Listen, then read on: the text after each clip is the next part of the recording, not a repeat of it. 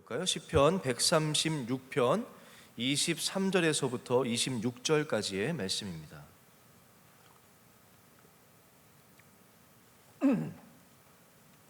(136편) 23절에서부터 26절 함께 제가 한 절 여러분이 한 절 교독하고 26절은 합독하도록 하겠습니다.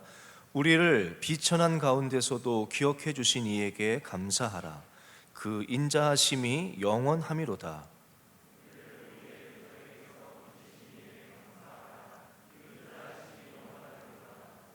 모든 육체에게 먹을 것을 주신 이에게 감사하라. 그 인자하심이 영원함이로다. 하늘의 하나님께 감사하라. 그 인자하심이 영원함이로다. 아멘. 또 한 곳은 골로새서 2장 6절 7절의 말씀입니다.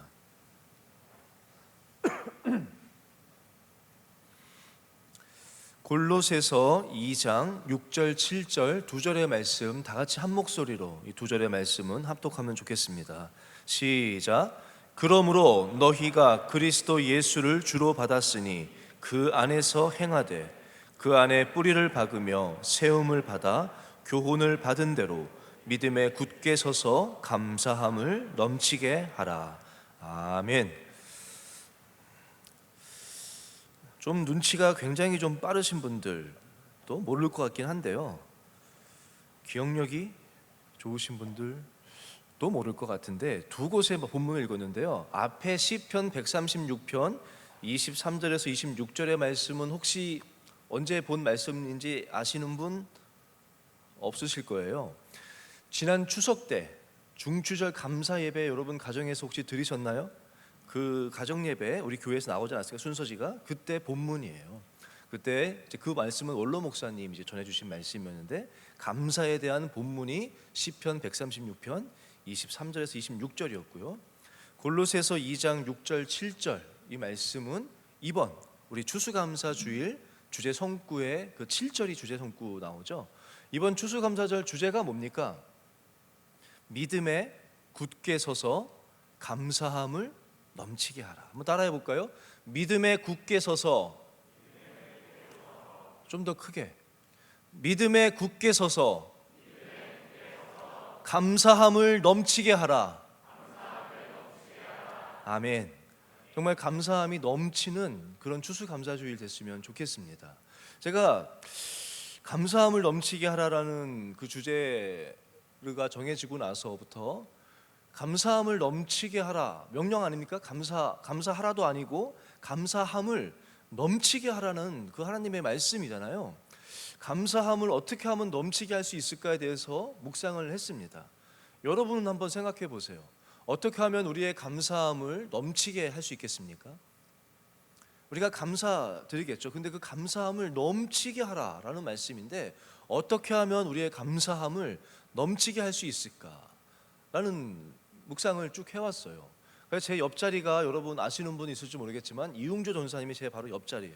굉장히 다 꺼려하는 자리죠. 이제 뭐 제 옆자리 가지고 제 옆에 제가 왔다 갔다 하면서 뭐 하나 보기도 하고, 뭐 툭하면 심부름도 시키고 뭐 질문도 하고 그러는데, 어젠가 제가 또 물어봤어요, 이웅조 전사한테. 오늘 설교를 요 본문으로 하니까 전사님은 우리 감사함을 넘치게 하라라고 하셨는데 어떻게 하면 감사함을 넘치게 할 수 있지? 라고 제가 물어봤어요. 그랬더니 또 뭐 대답은 해야 되니까 막 생각하고 대답을 하더라고요. 전사님 대답은 뭐였냐면, 목사님, 일단 나의 잔을, 나의 그릇을 작게 하면 될 것 같다고 그러더라고요. 나의 그릇을 작게 하면 감사가 넘칠 것 같다는 거예요. 에이, 그랬거든요 제가. 그랬더니 그게 뭐 기준을 낮게 하면 뭐 다 감사가 보인다 뭐 이렇게 설명을 하시더라고요. 그래서 에이, 그것도 좀 아닌 것 같다, 제가 이렇게 얘기는 했어요. 근데 또 들어보니까 맞는 말 같아요. 우리가 감사할 수 있는 것이 내 기준을, 뭐 내가 누구하고 비교하는 거 말고 기준을 낮추게 되면 감사함이 넘치게 되는 것도 참 일리가 있다라는 마음은 듭니다. 근데 저는 그런 마음도 들어요. 하나님의 은혜가 뭐 이거를 잔을 작게 한다고 해서 넘치고, 잔을 넓히면 그 은혜가 그냥 거기에 좀 부족하게 되고, 이런 거는 아니지 않는가. 우리 그 찬양 아세요 여러분? 아시죠? 뭐 나의 잔을 높이 듭니다. 우물가 여인처럼 제가 그때 얘기했는지 모르겠지만 저는 그 찬양 늘 부를 때마다 나의 찬을 높이 듭니다 할 때마다 이거를 손을 들어요. 그리고 그냥 이렇게 들지 않고 이렇게 잔을 만듭니다. 손으로 잔을 만들어요. 그러면서 제 머릿속으로는 그 잔을 가장 크게, 왜냐면 하나님은 넘치게 주시는 분이니까 기왕이면 더 많이 받자 해서 잔을 최대한 크게 만듭니다. 그래서 제가 수학자는 아니어가지고 모르겠는데 제 머릿속에서는 이렇게 좁고 높게 만드는 잔이 더 큰지, 부피가 넓고 이게 큰지 잘 모르겠어요. 어떤 게 커요? 수학 잘하시는 분은. 그래서 제 생각에는 이거보다는 이게 넓을 것 같아서 최대한 팔을 넓혀서 이렇게 크게 하거든요. 내 잔이 어떠하든 간에 하나님의 은혜는 더 넘치는 은혜가 아닌가, 저는 그런 하나님이 아니시겠습니까? 그래서 제가 묵상하기로는 뭐 이게 답은 아니겠지만 제가 생각한 것은 감사함을 넘치게 하라, 어떻게 할까 생각하다가 저는 이렇게 지금 보내고 있습니다. 뭐냐면 가만히 잠잠히 받은 복을 세어보라, 그 찬양 있지 않습니까? 받은 복을 세어보아라, 크신 복을 내가 알리라. 그 찬양 가사, 잠잠히 하나님을 묵상하면서 받은 복을 헤아려 보는 거예요. 헤아려 보면은 참 감사가 많습니다. 내 삶을 정말 에워싸고 있는 모든 것들이 다 감사의 제목이에요. 그것이 감사를 넘치게 하는 방법이 아닌가, 저는 지금 일주일 동안 그렇게 보내고 있습니다. 제가 좋은 시를 한 편 좀 소개해 드릴게요. 이 시는 여러분이 아마 여기 앉으신 분들은 다 아실 거예요. 다 아시는 정말 유명한 분이 쓴 시예요. 한번 띄워주시겠어요? 본 적 있으세요? 처음 봐요?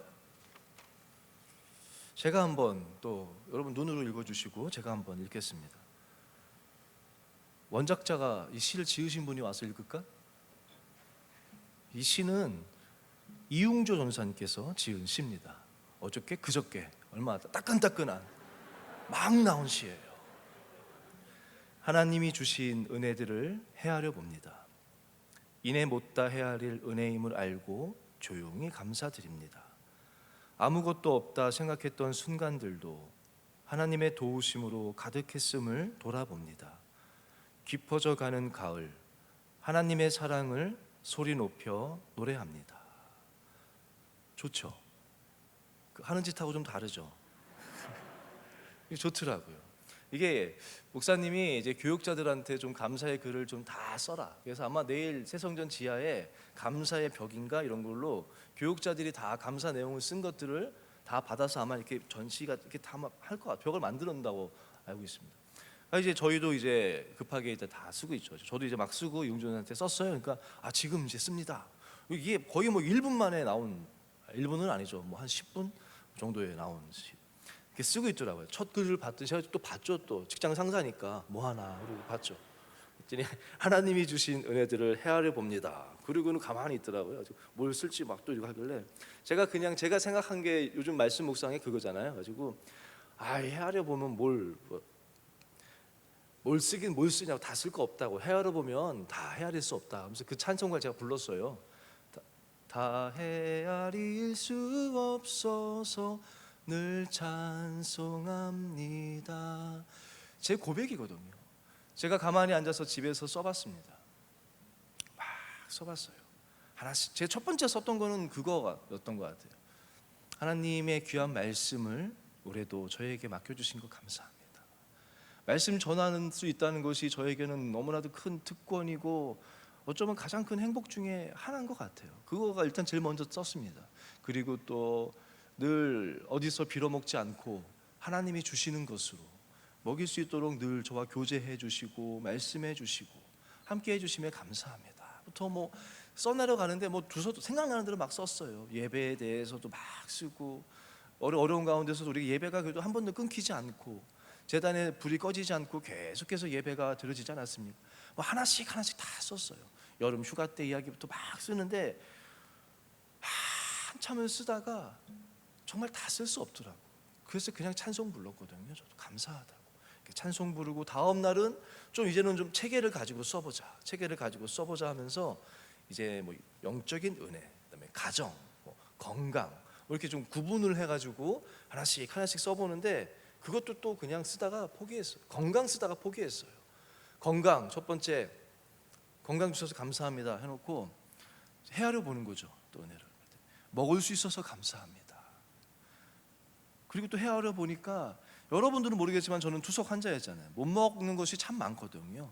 근데 이제 하나하나 먹을 수 있으니까 그러면서 뭐 어저께 먹었던 것도 더 우리가 얼마나 많은 것들을 먹지 않습니까? 여러분들 뭐 인스타 보면 막 아주 맛있는 것들 그 역대 어느 왕들도 먹어보지 못했던 것들을 우리는 진짜 먹고 있지 않습니까? 사실 옛날 우리나라 왕들보다 더 좋은 거 먹고 있다고 저는 믿어요. 제가 그렇지 않습니까? 막 먹었던 것들 또 그 맛있는 음식을 함께 했던 그 사람들 사람으로 가니까 또 우리 훈석이부터 시작해가지고 하나님 우리 훈석이 만나게 해주고 우리 회장입니다. 이거 모를까봐 우리 수석부 회장 지혜 또 막 쓰고 또 에스더부터 쭉 한 명씩 임원단 쭉 쌓아나가니까 뭐 끝도 없어요. 뭐 장로님 또 쓰고 뭐 막 쓰고 여러 수많은 만남들 휴가 때 봤던 그 아름다운 바다 파도 원주 수양관에 가가지고 봤던 그 밤하늘의 별들 그 십자가 바라보는데 내렸던 그 빗소리 뭐 다 헤아릴 수 없어 또 그냥 찬송하고 말았어요.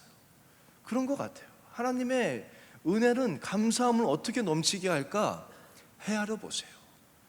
잠잠히 하나님 앞에 묵상하면서 헤아릴 때 그리고 또 헤아릴 때 우리는 주제가 그냥 감사함을 넘치게 하라가 아니라 그 앞에 또 하나가 있잖아요.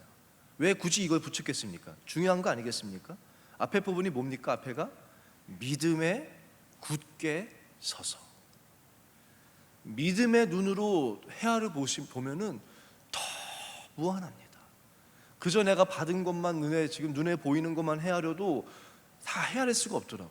근데 이제는 믿음에 서서 내가 믿는 하나님을 생각하면서 그 하나님을 바라보면서 믿음의 눈으로 바라보니까 헤아릴 수 더 이건 뭐 비교할 수 없는 무한한 은혜가 감사함이 넘치게 되더라고요. 담임 목사님이 지난 주일 종례 때 교육자들에게 이런 얘기 해주셨어요. 주제 말씀하시면서 믿음의 눈으로 바라보면 감사가 보이고 감사하기 시작하면 그 감사가 넘치게 돼서 흐르게 된다고 저절로 흘러가게 된다고 그렇게 얘기를 하시면서 쭉 풀어주시는데 참 기억에 남습니다. 오늘 본문 골로새서 2장 6절 7절 말씀도요 감사함을 넘치게 하라라고 결론을 내렸지 않습니까? 이 말씀을 제가 묵상하는데 우리 전에 이거 여러분 아시죠? 이거 언제 전에 한번 봤던 말씀 같지 않습니까? 언제 한번? 이게 언제죠? 세우심 작년 하계인가요? 맞나?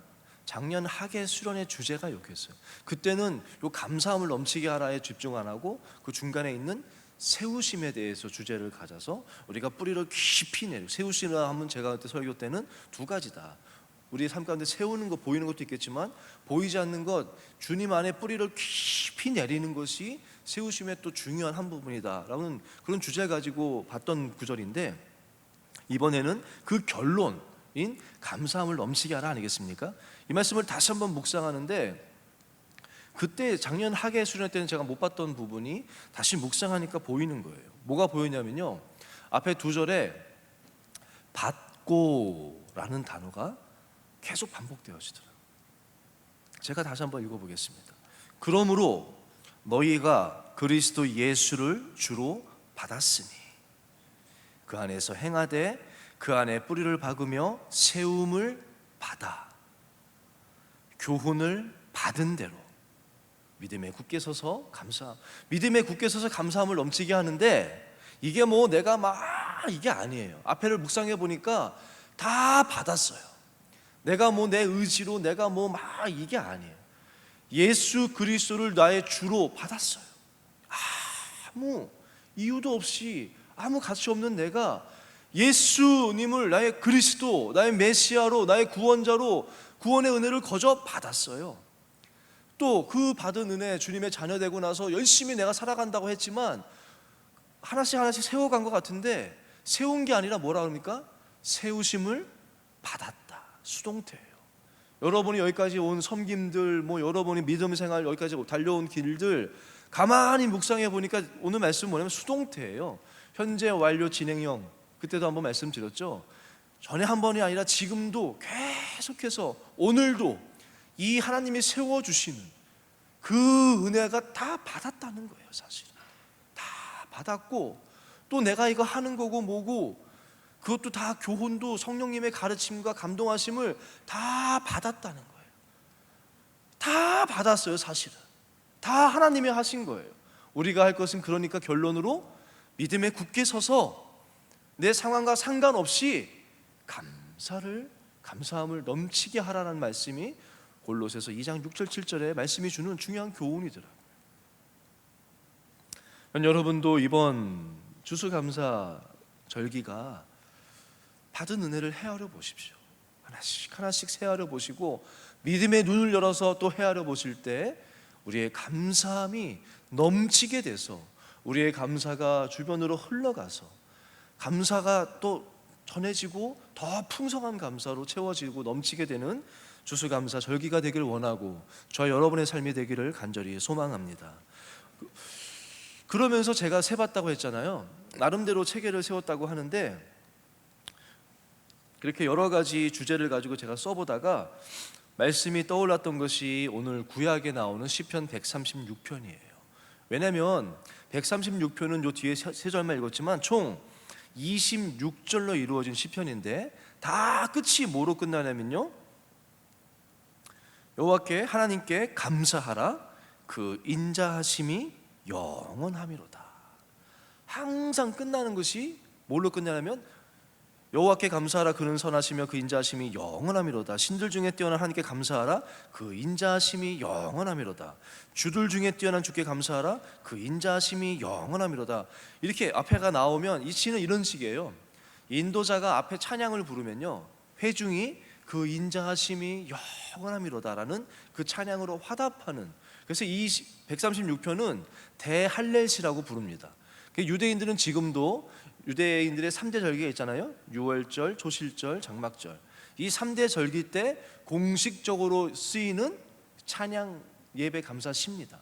3대 절기마다 항상 앞에 인도자가 앞에 부분을 노래하면 뒤에 회중들이 그 인자하심이 영원함이로다 라고 찬양하게 되는 그런 아주 감사를 26가지로, 근데 정확히는요 앞에 1절부터 3절까지는 감사로의 초대입니다. 초대고 마지막 26절도 다시 한번 재초대입니다. 그러니까 감사하라라는. 그리고 나머지 가운데 중간에 22절. 왜 22절이냐면 히브리어 알파벳이 22단어거든요. 그래서 그 22가지에 맞춰서 한 거예요. 하나님께 감사할 수 있는 것들이 뭐 셀 수가 없죠. 그런데 이 예배 때 쓰기 위하여서 이거는 태초부터 시작합니다. 하나님의 창조부터 시작해가지고 영원까지 나아가는 거예요. 그러면서 그거를 시간순으로, 어떻게 보면 시간순으로 태초에서부터 시작해가지고 영원까지 하나님께 감사한 것들을 하나씩 감사하면 이렇게 하는 아주 귀한 시예요. 그래서 저는 이 시를 가지고 오늘 한번 하나님의 은혜를 하나씩 묵상해가는 시간을 좀 가졌으면 좋겠습니다. 그래서 26가지는 안 할 거예요. 오늘은 크게 묶어보니까 제가 묶어보니까 3가지 정도 되더라고요. 그래서 오늘은 좀 이따가 저는 좀 그래서 제가 한 가지 하고 나서 우리도 찬양으로 좀 하나님 앞에 올려드리고 또 한 가지 하면 또 찬양으로 올려드리고, 이래서 오늘 좀 말씀이도 하겠지만 하나님 앞에 우리가 찬양으로 또 같이 화답하는 그런 시간 됐으면 좋겠습니다. 첫 번째는요, 우리의 감사는 바로 하나님은 우리의 창조주 되시기 때문입니다. 4절부터 9절까지의 말씀이에요.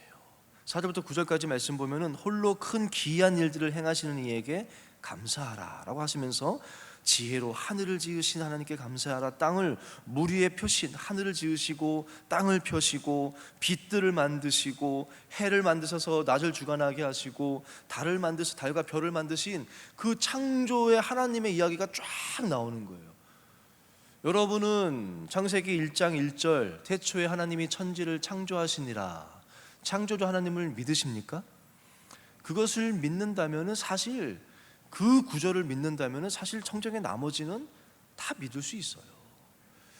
하나님이 창조하신 것을 믿는다는, 그 창조주 하나님을 믿는다는 거에는 그저 하나님이 이런 것들을 다 만드셨다 그것만이 아니라 하나님이 그 모든 만물의 시작이자 모든 역사의 시작이자 주관자이시고, 나를 그 역사의 거대한 흐름 가운데 나도 창조하셨고, 하나님의 그 주관하시는 그 섭리 가운데 4절부터 7절까지는 그 창조하시고 막 배열하신 게 나오고요, 8절 9절은 그 창조하신 것들을 어떤 규칙과 원칙을 가지고 운행하시는, 붙들고 계시는, 섭리하시는 하나님을 찬양하고 있거든요.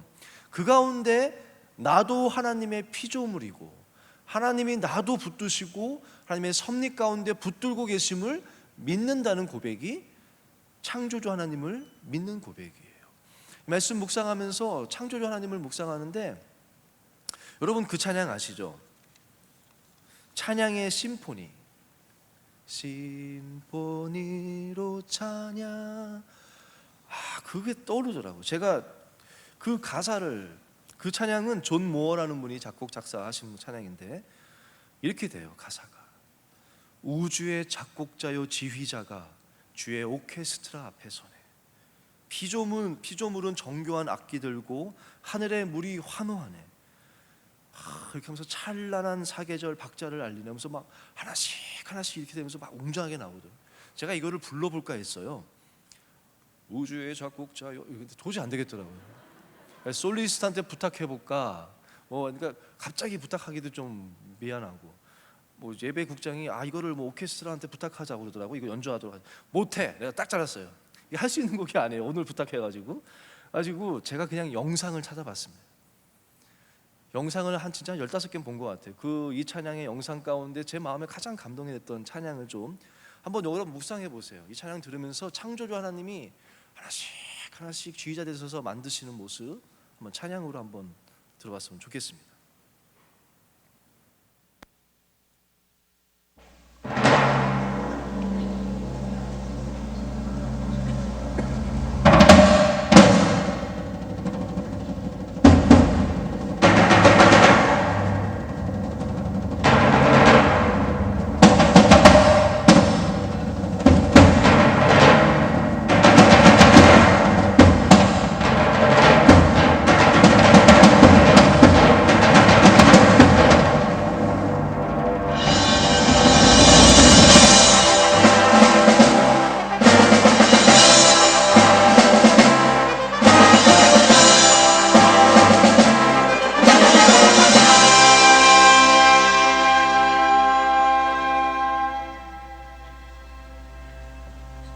우주의 작곡자요 지휘자가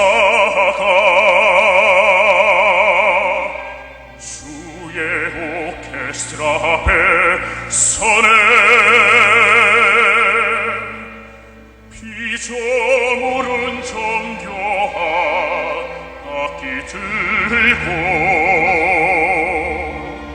하늘의 물이 환호하네.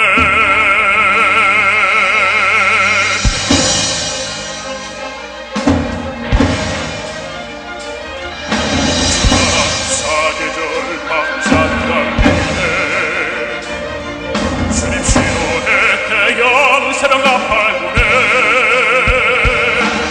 내 머리 바람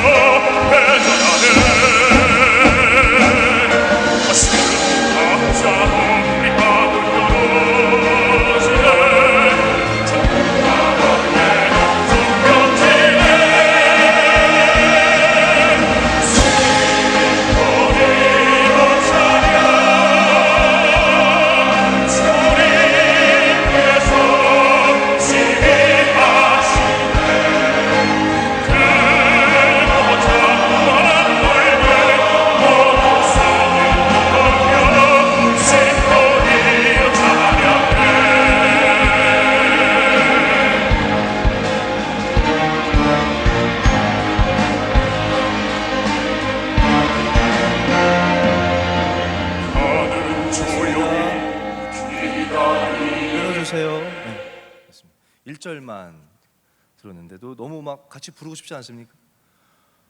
부를 수 있겠어요?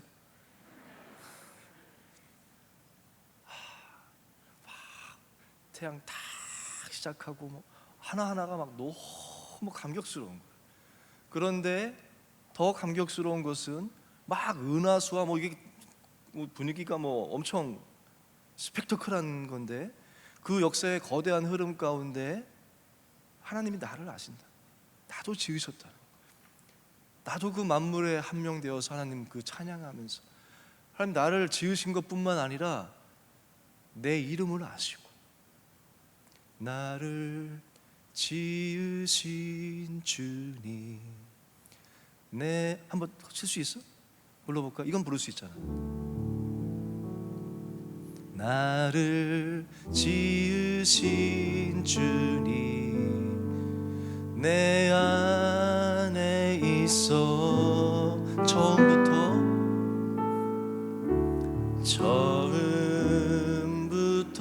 내 삶은 주의 손에 있었죠. 내 이름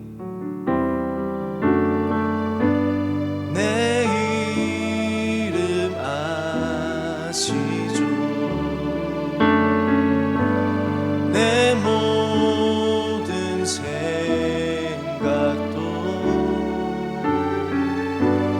내 흐르는 눈물 주가 닦아주셨죠. 너무 감격스러운 거예요.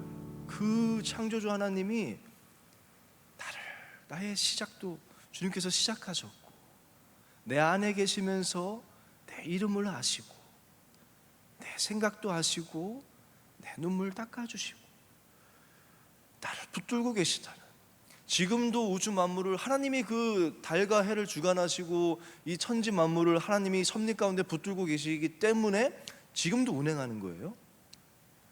놓으시면 사라지는 거예요. 이거에 대해서 조금 더 제가 설명드리고 싶은데 시간이 너무 없어요. 저는 그때 어떤 분이 이제 과학자가 이걸 설명해 주는데 너무 감격스럽다고요. 하나님이 이걸 만물을 주께서 붙들고 계시기 때문에 지금 있다는 말씀 가지고 과학적으로 막 설명해 주시는데 저는 너무 은혜 받아요. 나중에 기회 될 때 한번 해드릴게요. 하나님이 지금도 태양과 달과 별과 우주와 은하수와 모든 걸 붙들고 계시니까 이것이 하나님의 섭리 가운데 운행되는 것처럼 나의 삶도, 여러분의 삶도 하나님이 붙들고 계시다.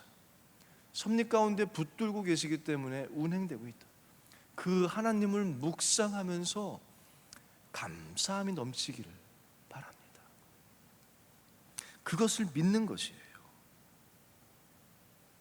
한번 우리 그 찬양으로 우리 한번 화답해 봅시다. 주께 감사하세. 아세요? 옛날 찬양에서 모르나? 주께 요걸로 만든 거예요. 요 후렴구로. 예전단에서 그죠? 한번 요 찬양으로 우리 하나님 천지를 창조하시고 나를 지으시고 나를 붙들고 계시고 천지를 붙들고 계시고 지금도 섭리 가운데 이 모든 것을 붙잡고 계신 그 하나님을 생각하면서 그 하나님께 감사하는 고백을 올려드렸으면 유대인들이 이렇게 한다는 거예요. 주께 감사하세. 주께 감사하세. 그는 선하시며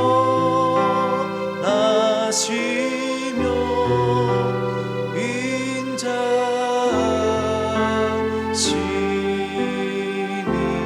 영원함이라.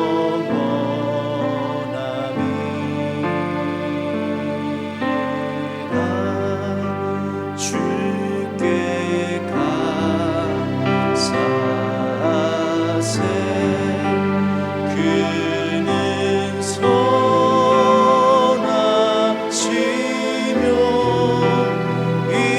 인자하시니 영원함이라.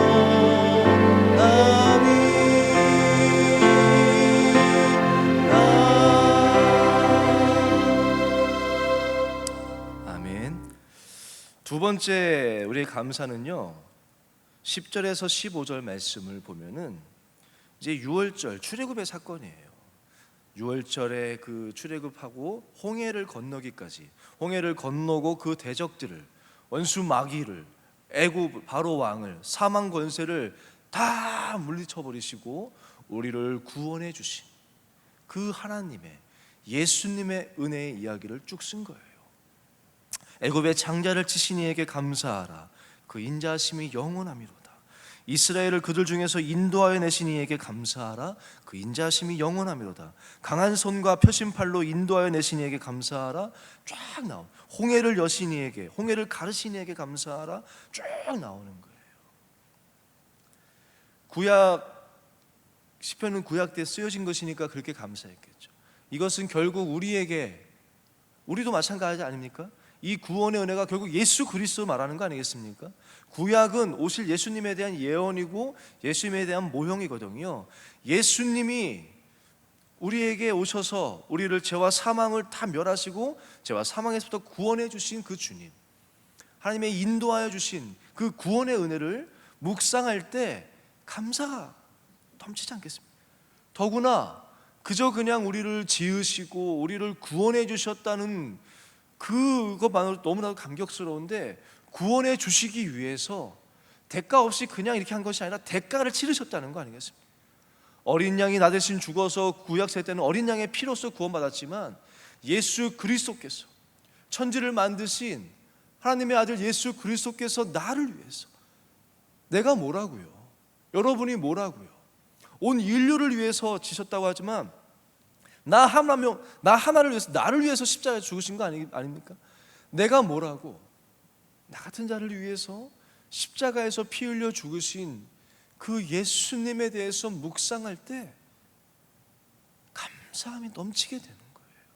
감사함. 저는 그 심포니로 찬양, 그 찬양 아까 1절까지만 했는데 2절 들으면서 더 감격스러웠어요. 한번 들어볼까요? 2절 이어서 한번 틀어주시겠어요?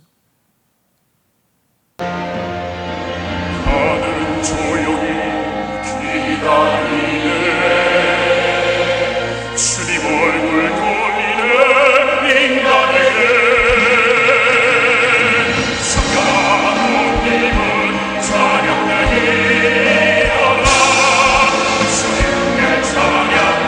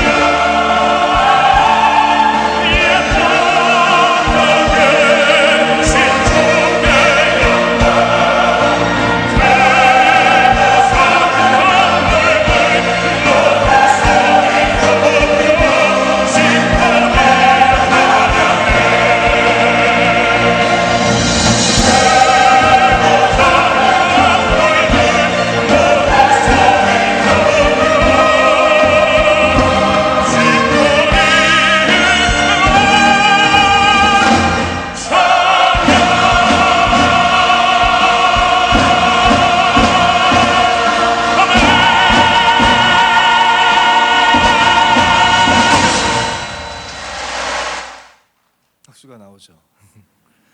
마지막에 아멘, 그것도 좋았어요. 아멘 이렇게 하나. 저는 이렇게 상상을 해봐요. 이스라엘 유대인들이 이 찬양을 부른다고 생각해 보세요. 창조주 하나님을 막 찬양합니다. 그리고 2절은 뭘 찬양합니까? 애굽에서 막 그들은 겪었잖아요. 그러니까 이게 얼마나 감격스럽겠습니까? 죄 가운데 죽음 가운데 있는 자기들을 막 건져내신 그 하나님을 막 이 창조주 하나님 막 거대한 걸로 했는데, 이 성경은요 결국 이 모든 것이 어디로 집중됩니까? 예수 그리스도. 저는 이렇게 창조주 하나님 찬양하는 건 줄 알았어요. 근데 이 찬양의 마지막 가장 절정, 찬양하기 원하는 그 핵심은 뭐냐면 좋은 귀 좋은 귀 죽임 당하신 어린 양, 그 예수님, 그 창조주 하나님이 날 위해서 죽으셨다. 그 죽임 당하신 주님을 막 찬양하는데 저는 감격스럽더라고요. 너무 이 찬양을 많이 들었어요. 천지 창조하신, 그리고 나를 지으신, 나를 붙들고 계신 그 하나님도 너무 감격스럽지만, 그 하나님이 나를 사랑하셔서 나를 위해서 죽으셨다는 그 죽임 당하신 어린 양 예수 그리스도를 묵상할 때 그 감사는 정말 벅차지 않습니다. 그래서 저는 이번에는 우리 이 찬양 불렀으면 좋겠어요. 너무 높게 안 했으면 좋겠어요. 그렇지? 심포니로 이거 뒷부분 할 수 있잖아요. 쳐봐, 내가 너무 높아. 여기 뒷부분에 심포니로 찬양 어디냐? 심포니로 찬양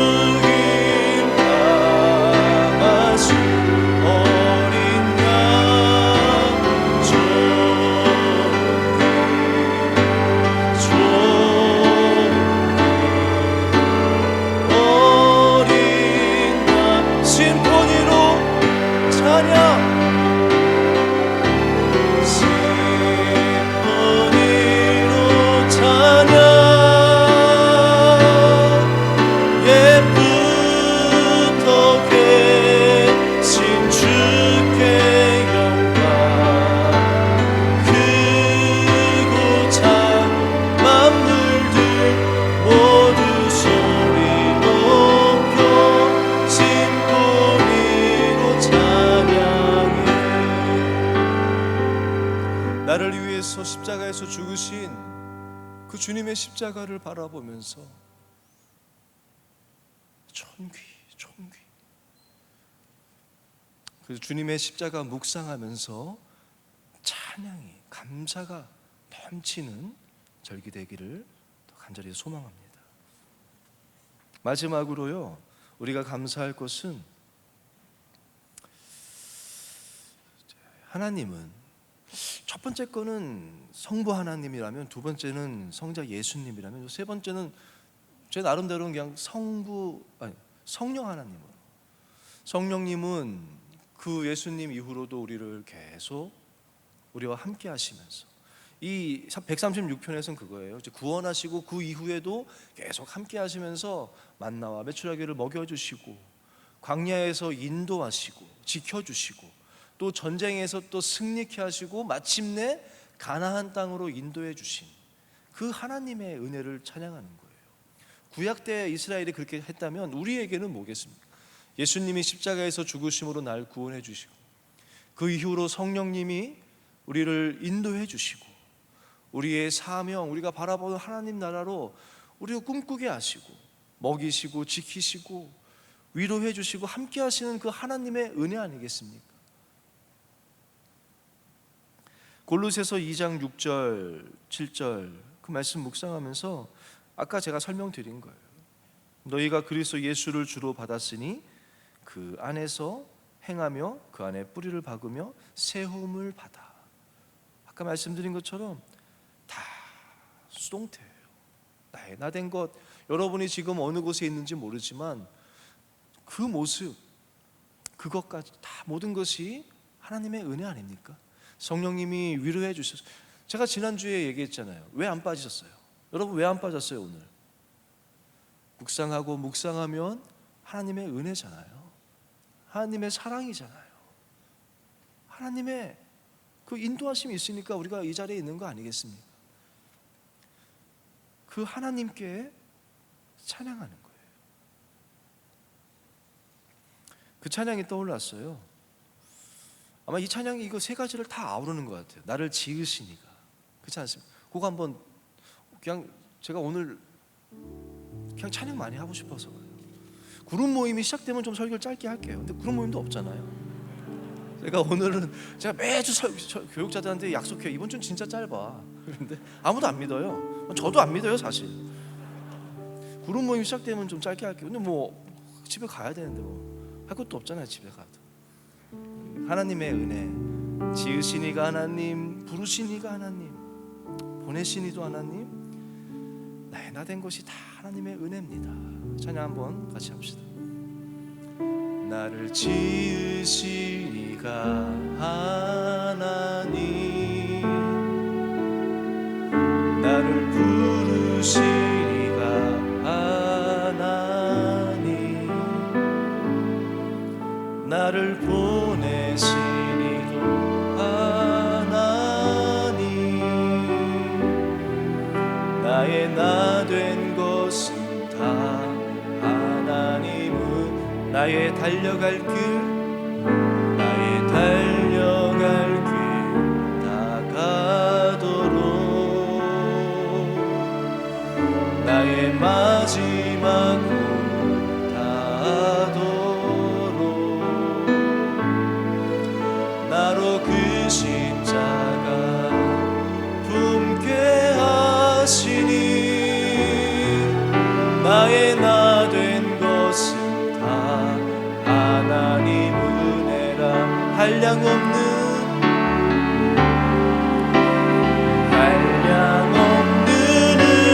은혜, 갚을 길 없는 은혜, 내 삶을 애워 사는 하나님의 은혜,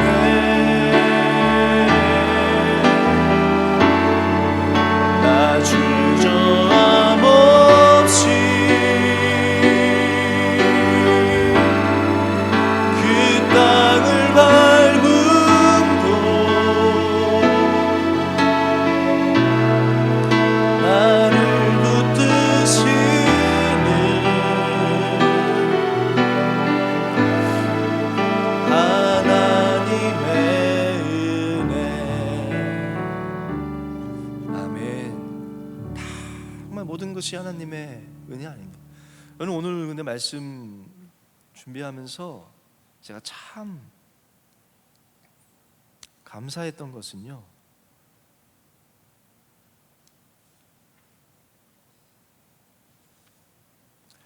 본문 23절 말씀이에요. 본문 23절, 136편 23절. 우리 한번 다 같이 한번 합독해 볼까요? 136편 23절 말씀입니다. 시작.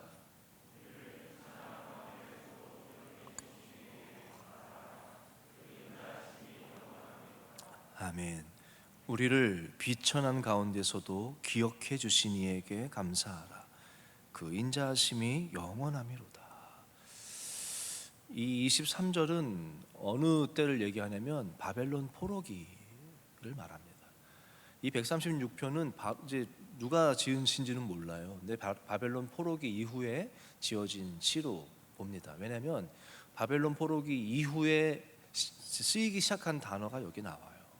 그래서 이 구절은 이제 바벨론 포로기 지나서 바벨론 포로기 시대를, 그때는요 애굽에 갔던 거는 이스라엘 죄 때문이 아니잖아요. 하나님이 아브라함에게 약속하시고 큰 민족을 이루기 위해서 애굽에 하나님의 계획 가운데 인도하신 것이고, 근데 바벨론으로 갔던 것은 하나님이 그렇게 선지자들을 통해서 경고하시잖아요. 빨리 돌이키라고, 다시 내게로 오라고, 회개하라고 수없이 말씀해 주셨건만 끊임없이 그거를 거역하고 우상을 섬기고 사람 의지하고 그 길로, 우리의 죄 때문에, 나의 죄 때문에 초래된 결과거든요.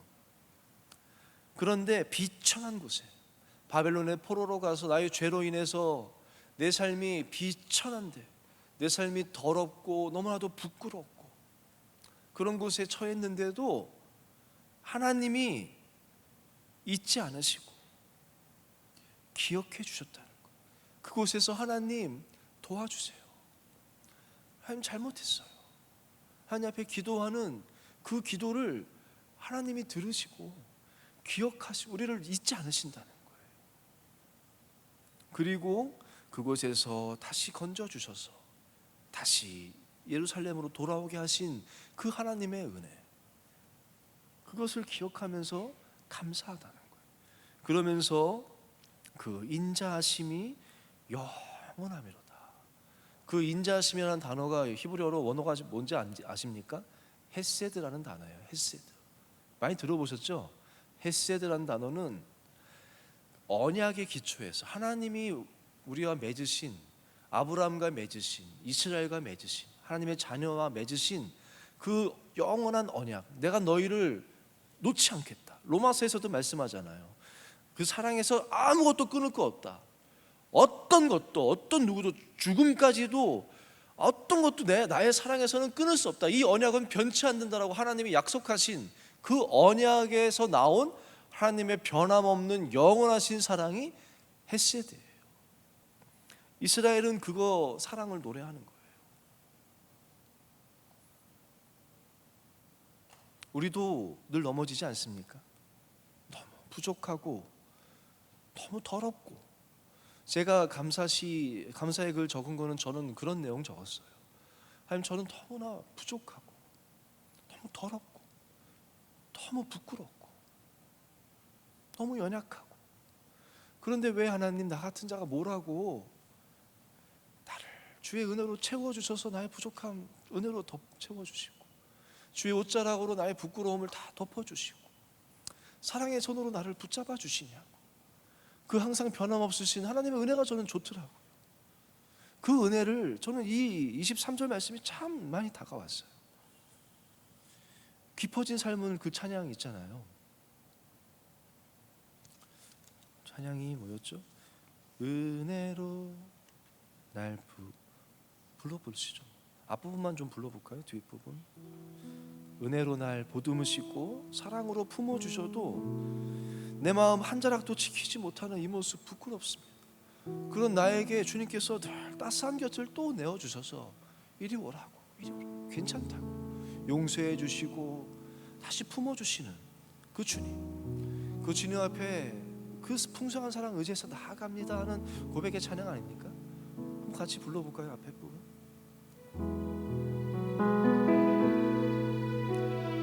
은혜로 날 보듬으시고 사랑으로 품어주셔도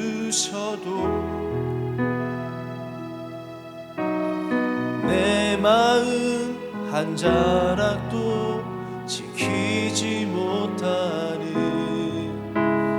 이 모습 부끄럽습니다. 따스한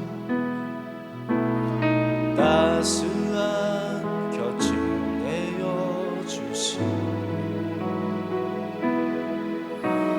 주님 앞에 나아갑니다.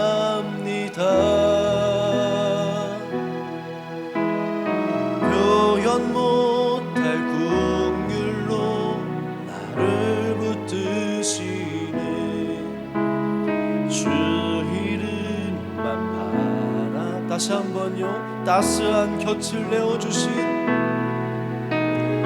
따스한 곁을 내어주신 주님 앞에 나아갑니다.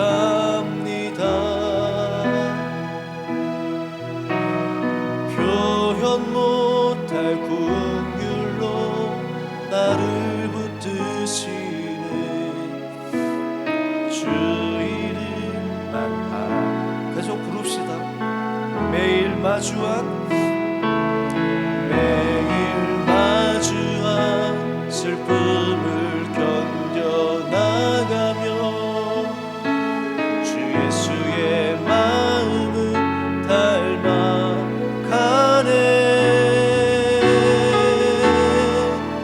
두려운 걸음마다 주가 동행하니 주 의지하며 오늘을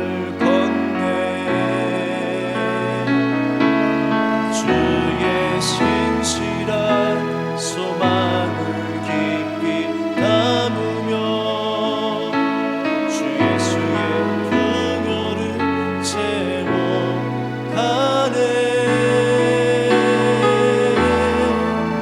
하나님의 자녀로 명예 지켜가며 깊어진 삶을 주께 드리네.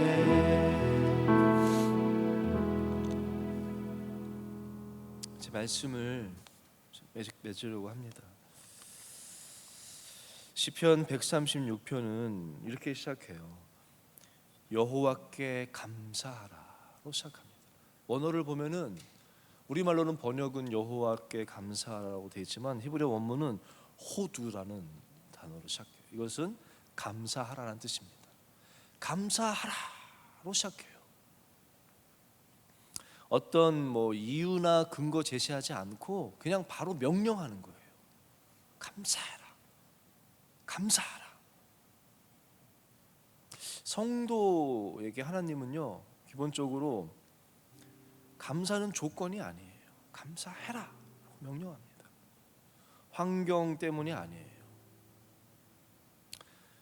감사는 내가 받은 조건 때문에 그 조건에 따라서 드리는 것이 감사가 아니라, 성경에서 감사는 물론 이유가 많죠. 우리 지금 셀 수 없이 많죠.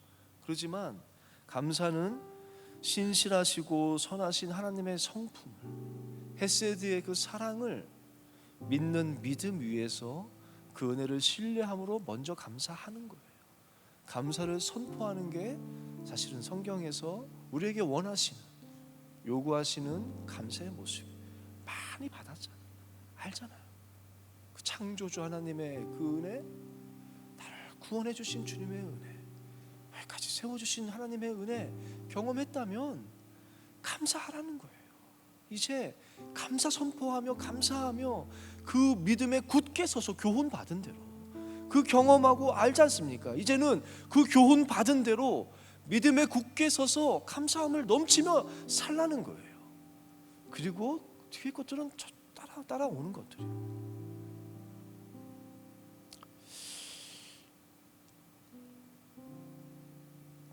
그런데요, 제가 오늘 말씀 준비하는데 쉽지 않더라고요. 감사를 내 환경과 조건과 상관없다. 그럼에도 감사하는 거다. 다니엘을 봐라. 그 사자굴 가게 됐는데 창문 열고 기도하면서 살려주세요라고 기도하지 않았어요. 마지막에 뭐라고 기도했습니까? 기도하며 감사합니다라고 기도했어요. 죽게 됐는데 감사하며. 하박국도 뭐라고 합니까? 뭐 아무것도 없는데 외양간에 송아지 없고 뭐 소출 없고 다 없어도 나는 여호와로 인해서 감사하겠다. 왜냐하면 그 하나님이 나의 힘이시니까.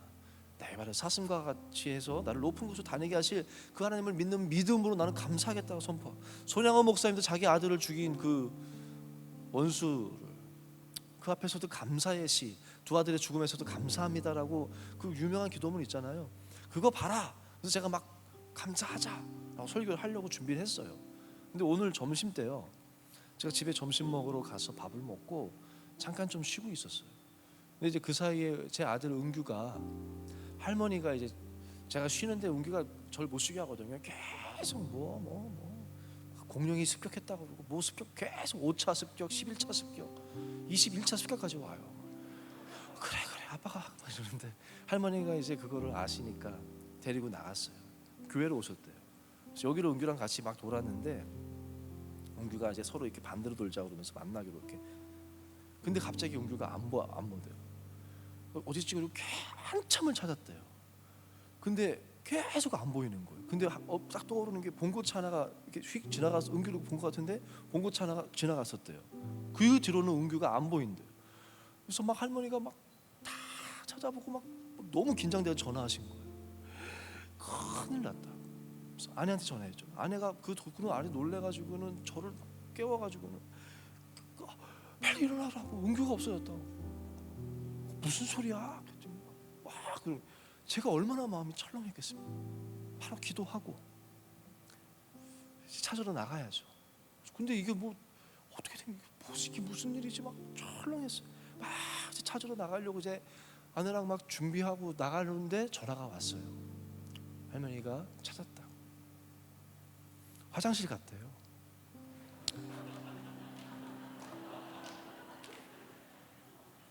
근데요, 너무 감사하죠. 근데 이제 마무리하는데 그런 마음이 들었어요. 만약에 은규를 지금까지 못 찾고 있다면, 자, 저는 이제 그래도 설교해야죠.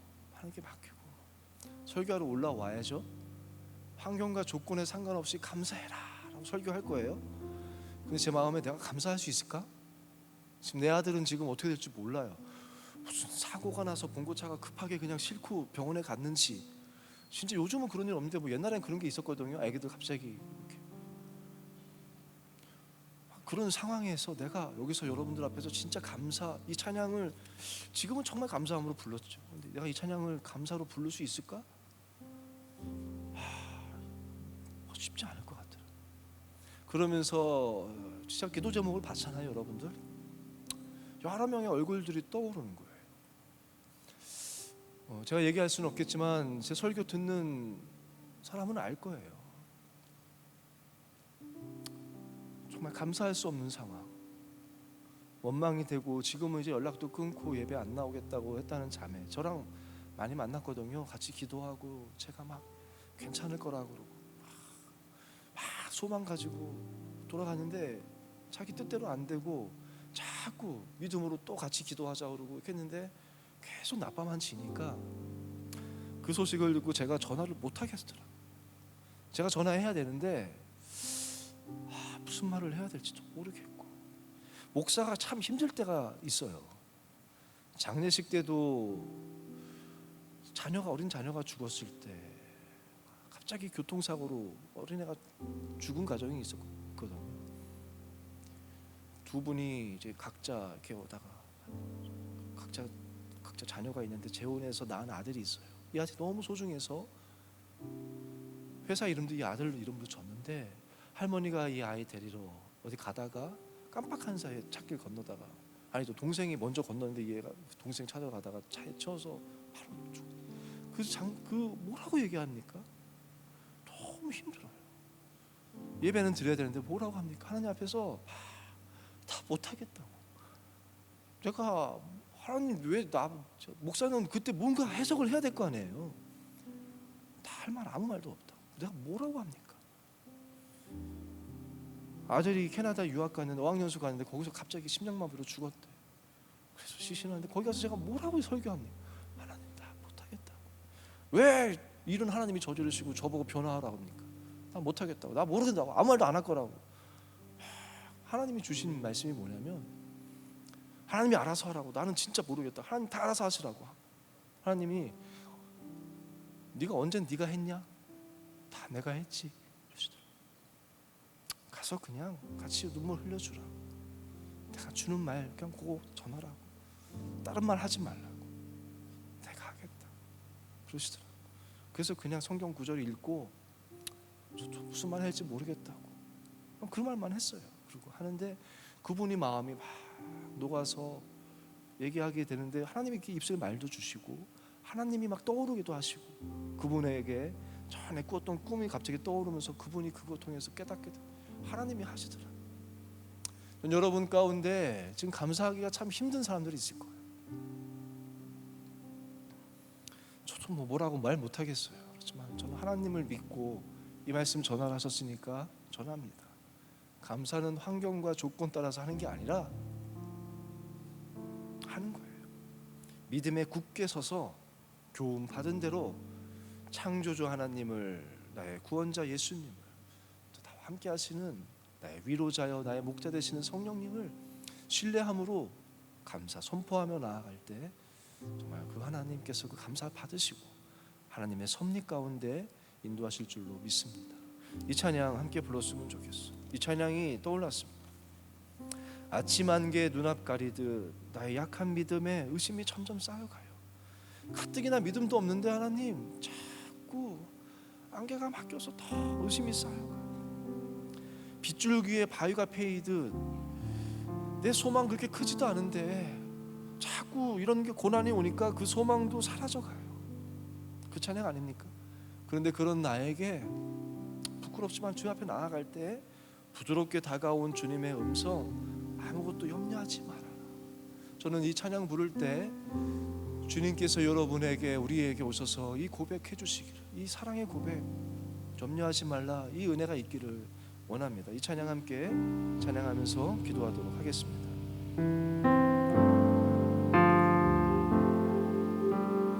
아침 안개 눈앞 가리듯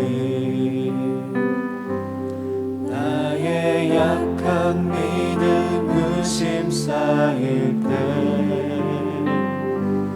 부드럽게 다가온 주의 음성, 아무것도 염려하지 마라. 빗줄기에 바위 패이듯 나의 작은 소망 사라져갈 때 고요하게 들리는 주의 음성, 내가 너를 사랑하노라. 외로움과 방황 속에서 주님 앞에 나아갈 때에 위로하시는 주님,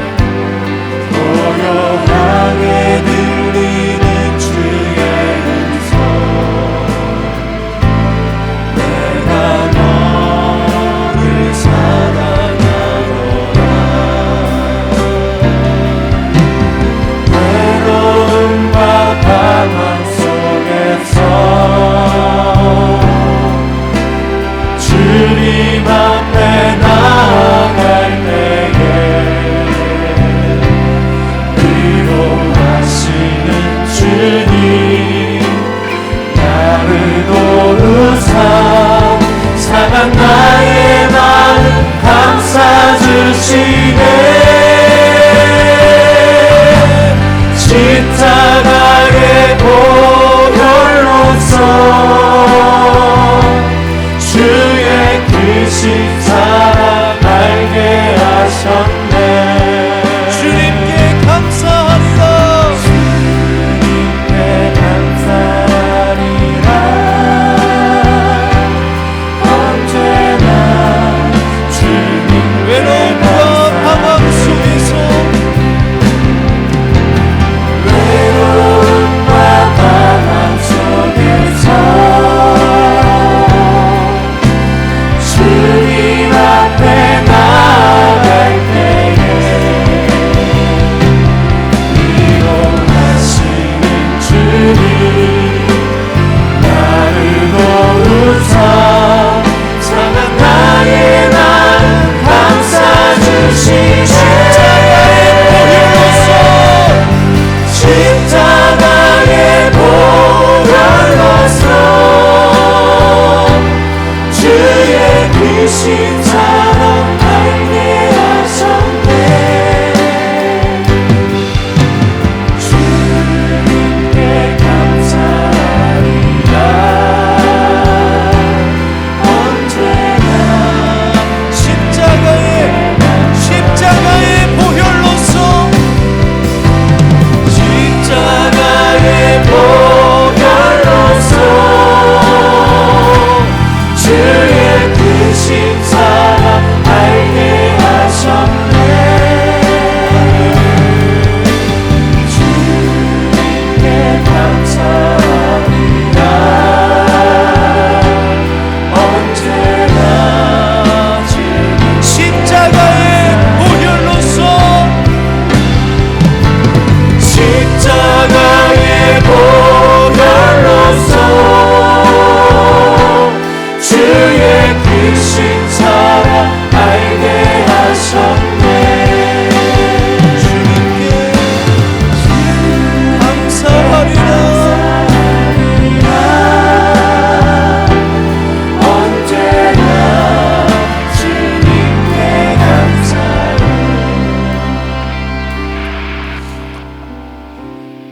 우리 이 시간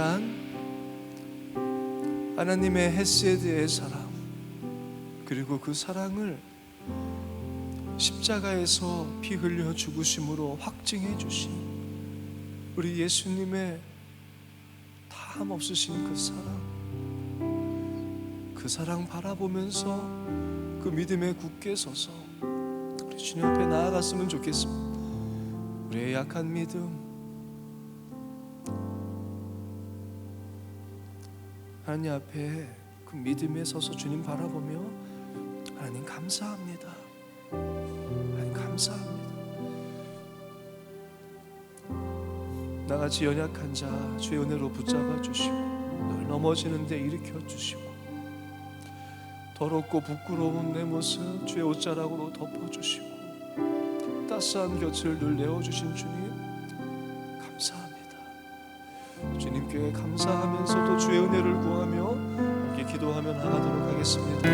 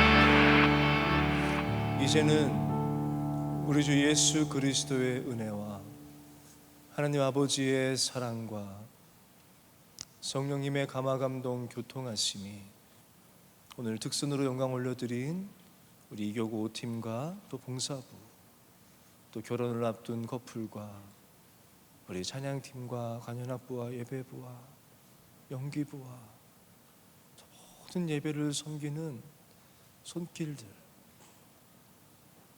또 하나님 앞에 주님의 헤세드의 그 인자하심의 영원하심을 믿는 그 믿음에 굳게 서서 감사함을 넘치게 하기를 바라고 원하는 모든 이들 위해 이제로부터 영원까지 함께 하시기를 간절히 축원하옵나이다. 아멘.